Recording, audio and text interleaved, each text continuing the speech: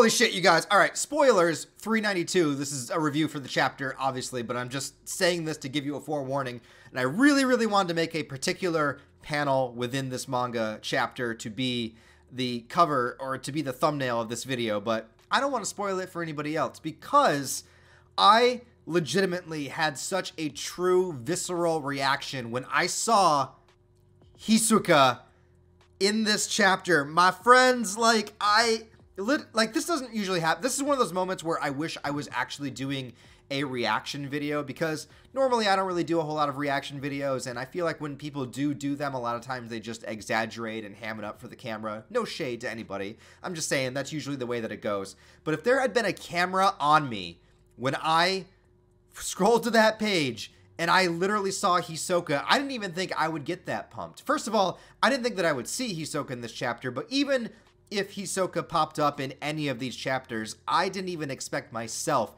to have the kind of reaction that I had when I saw Hisoka. I was so fucking stoked. I literally, like, stood up out of this chair. Whoa. Forgive me, I can barely walk. I did deadlifts earlier, and now I can barely walk because I'm just so exacerbated about the fact that Hisoka is back in Hunter x Hunter. Like, dude, I never realized, like, one character could make me so happy, and I don't know if it's a good thing that Hisoka makes me happy. I really don't. Maybe that's, like, a psychological issue I should look in about myself, that this, you know, addicted, horny serial killer maniac is something that just excites me, but you know what?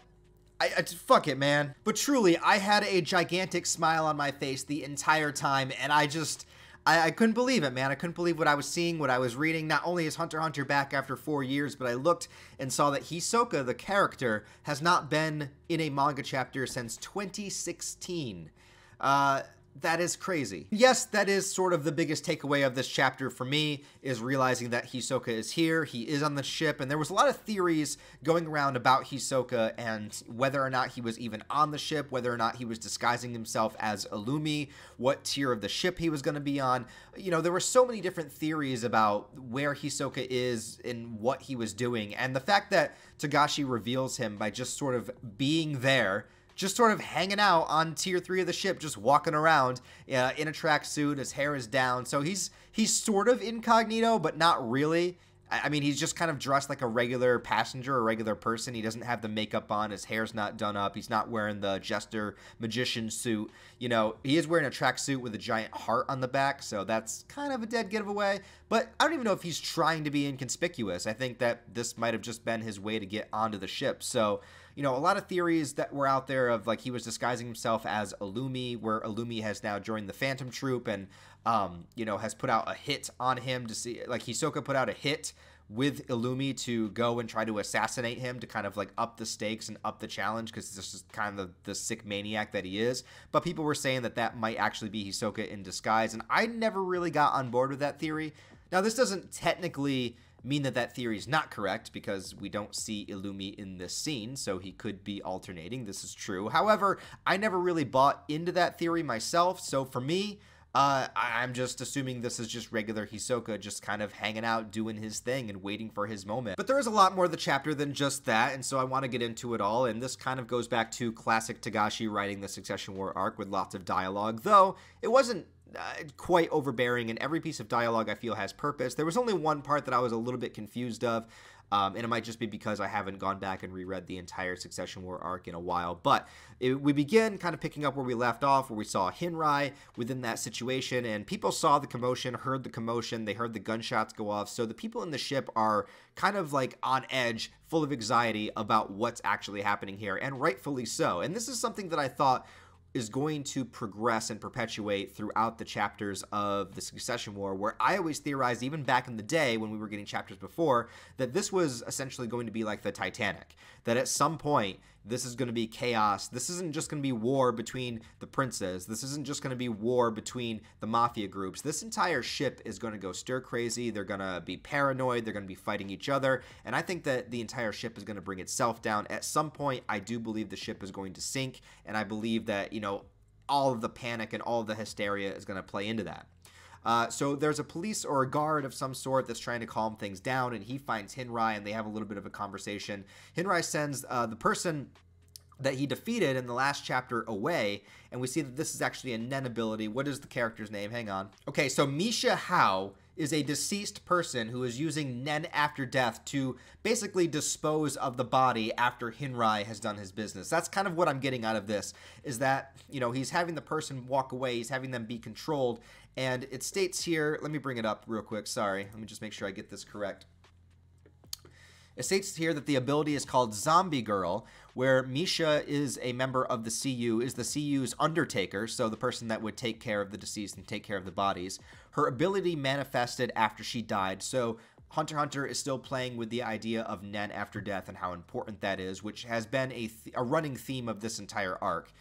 So whenever a family member is involved in a killing, she appears to inconspicuously dispose of the body. So she appears, you know, wraps herself around the dead body, makes it look like it's moving, look like it's alive, kind of going off to dispose of it. So that's kind of the idea I got out of that, which is pretty cool. And then Hinrai also has a conversation with the guard, and the guard is talking to him, and everything is corrupt, you know, just like real life. So every kind of system and government entity is corrupt. And so he's aware that Hinrai is a member of the CU Mafia, and he was saying that he has a pretty good idea of where the leader of the Heil Lee family is, which is, of course, Morena, who sent the assassins after, that has all the assassins running around the entire ship right now. So he has on good authority where she might be hiding, and he asks for how much money that Hinrai is willing to give up for that information. Apparently, he's got about 30 million to give up off front, so he might be figuring out where Morena is at this point. So this could be really interesting moving forward, whether or not he's going to do something himself. Because remember, all the mafia groups, I mean, they're not working in unison. They're fine taking out each other. That's the whole idea, the whole point behind this. So if he finds out where she is, he might just directly go to her and take her out, because that would just make him look better to their leader, which is Onyir, I think his name is. You know, he sent them out to look for Hisoka, but if you could find Morena, I imagine that finding Morena would be a bigger deal for the CU Mafia than finding Hisoka. They're trying to find Hisoka to have some leverage over what's happening here, but finding and taking out Morena, I mean, you don't really get better than that. So, you know, they're making a deal there with that potentially happening. And then you get to, I don't see how anyone could say not the best part of the manga, where we have the other two members of the CU. We have Zachary and Zakuro, or is it Zachary? I forgot. Zakuro. Zakuro, who has like the bloodletting manipulation ability, and then Lynch as well, who has the ability that when she punches you, you tell her the truth.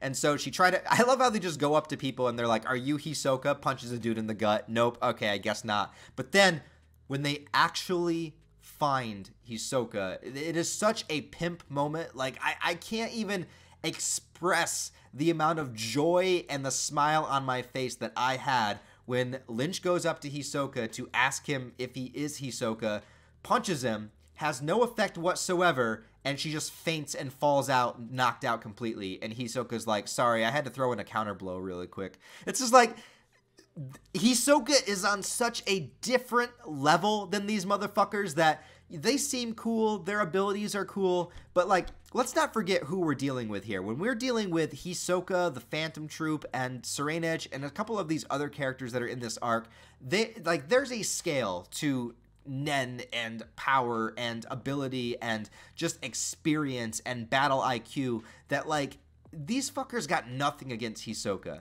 So I love how he completely turns it around. He punches her out without her even noticing it, and then he's like, you know, "I'm the one asking the questions here." And then Zakuro just turns into a full-blown, like, panic pussy at this point, which I don't blame him. I would too. And is like, "Well, I don't know why we're searching for you, but I can take you somewhere where they can explain it." So is Hisoka going to be brought to the leader of the CU family? That would be crazy. Also, that would be really cool because we have the CU family right now seems to be the weakest link in the Mafia, only because the Phantom Troop is working with the Cha'ar, and the Heil Lee has Morena and her ability, which is pretty OP. So if we got Hisoka working with the CU, that balances the scales pretty damn well. And obviously, I don't think Hisoka would work for them. I think that he would, of course, use it to his own benefit, which is what Hisoka does. So, you know, there will be another extra layer of manipulation and an extra layer of figuring things out that would be happening there, which would just be absolutely brilliant to see. The next scene was a little bit interesting. This guy is at a shopkeeper and he's looking because he wants to, once he finds Hisoka, to get like the autographs of the Phantom Troop and everything, just, you know, because they have like such notoriety, which is pretty funny, but there's no autograph paper for him. But I think the key takeaway of this scene is that they can actually still deliver things to the ship, which is really interesting. They do it by air, by blimp, and until it reaches a certain point within its destination. So there's about 4 more days where you are actually capable of ordering something outside of the ship that can make it to you within the distance. So I don't know how that's going to play into the future, but it's something that hasn't been brought up till now and something to keep in the back of our mind. And of course, we deal with another little group of the Cha-R family who the Phantom Troop is working for now, and these people are kind of out searching for Hisoka as well, and they believe that this is not really a good idea. This is not having the Phantom Troop there. It's good when they're helping them, but the Phantom Troop is not something to be trusted and not something to bring into their mafia group. So they're hoping that the Phantom Troop, Hisoka, will kind of like knock each other out, and it's something that we don't have to deal with. So something we have to be cautious about moving forward. So there's a little bit more interaction with those characters. Then we get to the final part of the chapter, which goes and shows us some of the Phantom Troop members. We get to see Finks, we get to see Nobunaga, get to see Phaeton, all kind of hanging out there. And I almost actually forgot there is another assassin out, somebody that can go through walls. We actually have seen him before. He's another member of Morena's group from the Hialeah family, and he just kind of shows up for a fight, basically. Like, instead of doing things covertly, he can go through walls, but he just kind of like puts his arm through the wall, knocks on the door, and then throws his face to the wall, kind of like a Here's Johnny the Shining moment. And even the Phantom Troop is like, he could have totally taken us out covertly, so what is he doing? Now, when you're dealing with Hunter x Hunter, a lot of the, you know, combative sequences deal with not understanding or not knowing what your opponent is capable of doing. That's kind of how Nen works, and that's the really interesting thing about Nen, is because you could be really super powerful, but somebody could actually have an ability that can counteract yours pretty easily. And so putting everything on display, putting yourself out there, letting people know what your ability is up front isn't actually something that's intelligent to do within this world, and the Phantom Troop knows this. And so they think it's very strange that, you know, he would just appear and just basically challenge them outright instead of like trying to take them out covertly. And this could be multiple things. This could be because he's been killing a lot of people, so his Nen ability has gotten more powerful, so he has the confidence to do it. Maybe he has more abilities than just this. You know, I don't know how many murders he's done at this point, but that's how Morena's thing is working, where you get more powerful. Or he could just be so overzealous and bloodlusted that he doesn't really understand how moronic he's acting. And so I like that. I like that kind of idea, because right now we don't know this character enough to really know. We don't know if he's just gonna, like, that's what's great about Hunter x Hunter. Like, this character could literally die within the first 2 pages of the next chapter, or he could stick around for like 50 chapters and just take out one of the Phantom Troop. Like, we don't know. You know, I think back to the Khmer Ant arc and think about the character of like Welfin.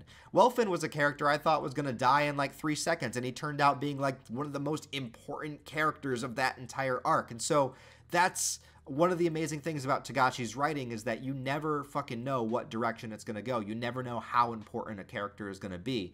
It keeps you on your toes. And so we know the level and status of the Phantom Troop. We know how dangerous they are, but, you know, the unknown is sometimes always even more dangerous than what it is known. And so they basically square up. Nobunaga takes out his sword. By the way, correct me if I'm wrong, but I believe Nobunaga is the only Phantom Troop member whose ability we have never seen. Like, we've seen him use his sword, but we haven't seen like a special technique or a special ability. I don't believe we have. I think he's the only one, because Phaeton, you know, he's got the heat thing. Finks has got like the charge up thing. Like, I think he's the only one. I could be wrong. Anyways, guys, that was the chapter. A lot happened. We got to see a lot of great characters. I can't believe Hisoka finally returned. That was insane. And, you know, wanting to see the Phantom Troop throw down again is something that I've wanted for quite a while. And just the very fact that we're getting weekly Hunter x Hunter chapters is amazing. This is fantastic. You know, it's like I only have to wait a week to see what happens next. I don't have to wait 3 to 4 years. This is crazy.